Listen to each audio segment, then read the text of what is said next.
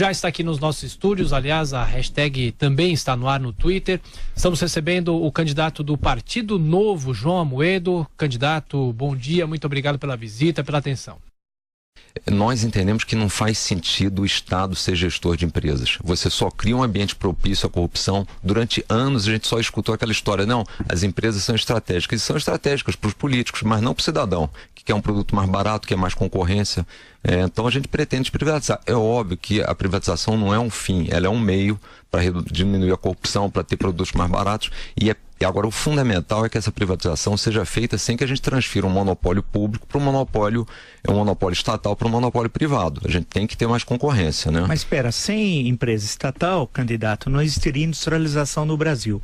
Eu não me recordo, na década de 40 do século XX, que ninguém quisesse fundar a Companhia Siderúrgica Nacional. Eu não me recordo que em 1953 ninguém quisesse fundar a Petrobras. Eu não me recordo em 1952 que ninguém quisesse criar o Banco do Nordeste. Eu não me recordo na década de 60, durante o regime militar, que ninguém quisesse fundar a Embraer, assim como a Embratel. Também não me recordo que ninguém quisesse construir Itaipu. Ou seja, quando o Estado fez tudo isso, construiu a base da industrialização brasileira e foi tão determinante para o progresso do Brasil, agora não serve mais. Quer dizer, os países na Europa, que o Estado tem presença importante na economia, então eles estão todos errados. Nós vamos entregar tudo isso para a iniciativa privada, brasileira e estrangeira, sem nenhum problema.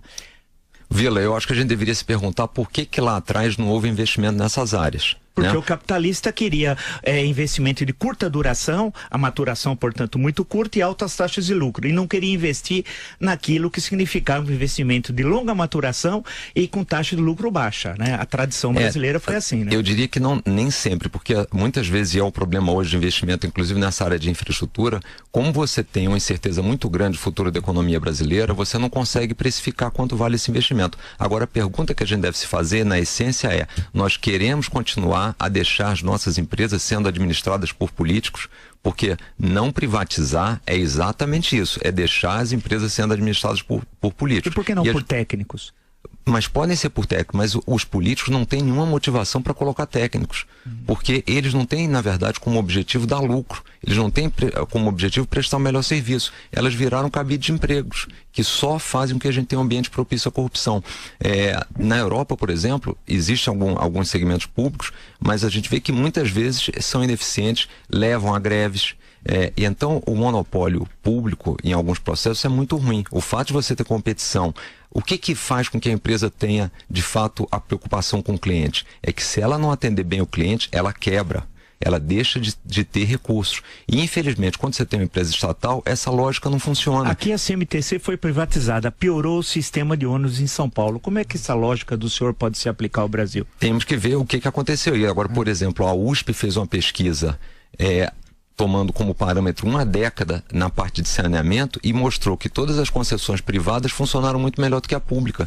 Porque, veja bem, se são esses políticos que a gente critica, que não conseguem fazer uma gestão decente da educação, da saúde e da segurança, a gente está dizendo o seguinte: não, vamos dar mais coisas para vocês administrarem. Não me parece que seja lógico. A gente privatizaria a segurança pública? Privatizaria? Não, a segurança pública é uma das coisas que tem... O que ficaria nas mãos do Estado? Olha, no meu entender, o Estado tem que cuidar da educação, da saúde e da segurança.